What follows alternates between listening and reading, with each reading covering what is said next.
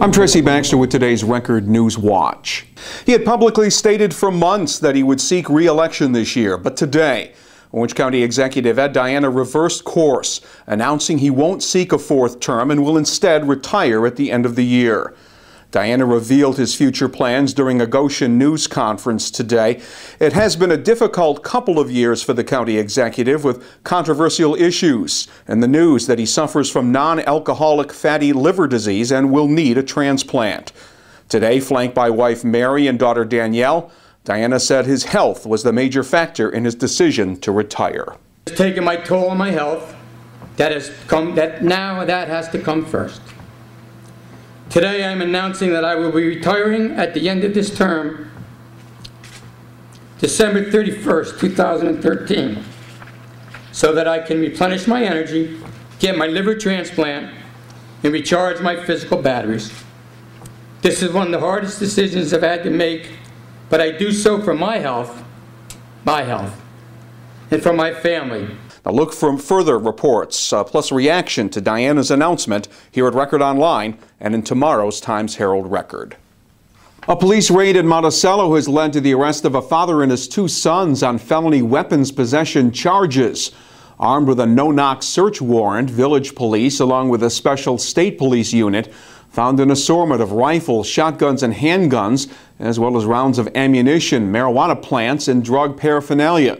During their search of the Edward Avenue home, 48-year-old Eric Ivan was taken into custody along with his two sons, 26-year-old Dustin and 25-year-old Connor Ivan. All three were arraigned this morning on the charges that also include conspiracy and growing cannabis.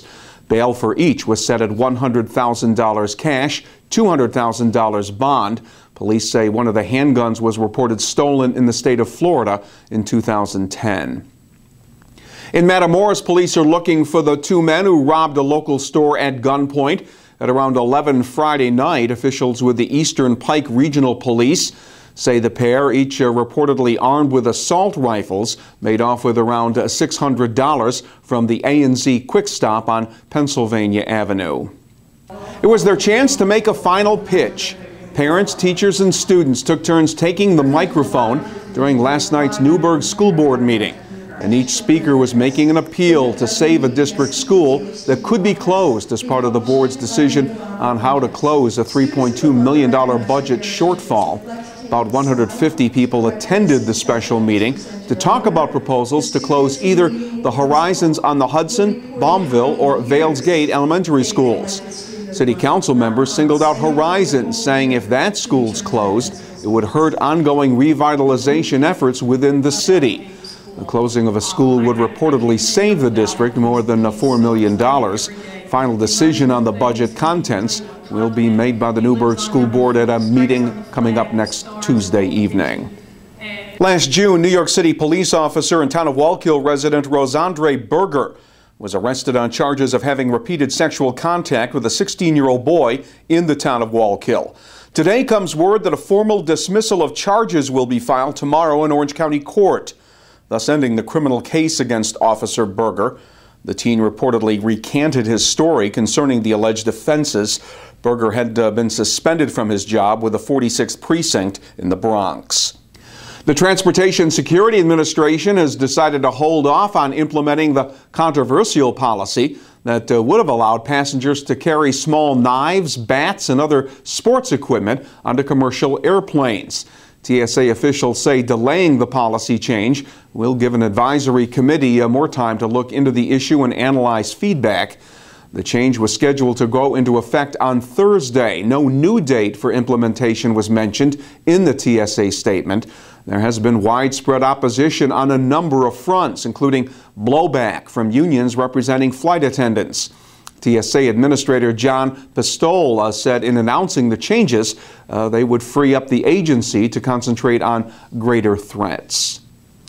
And when Pine Bush resident Harriet Heddy walked into the local country convenience store to get her morning cup of coffee today, she was greeted by friends and members of the Town of Crawford Police Department. They were there to celebrate the 10th anniversary of the department's special save. Crawford police officers used one of their AEDs, automatic external defibrillators, to revive Harriet after she'd gone into cardiac arrest. Well, I got up and I didn't feel good, so I went downstairs to the man that lived downstairs from me. We were friends. And I asked him, I knocked on his door and I said, "Rick, would you?" And he said, "Get in here." And I went into his apartment. He sat down on the couch, and the next thing I know, he's on the phone. She's as white as a ghost. She's sweating profusely. She's having a heart attack right now. Get somebody here immediately. And I said, "Oh, Rick." And I don't remember another thing till I got in the hospital. Patrol Sergeant Eric Meyer was one of the responding officers that day back in 2003. He says having an available AED proved to be a lifesaver. Anytime you go on a medical call and you see somebody in distress, your heart is in your throat, and you just rely on your training and your experience.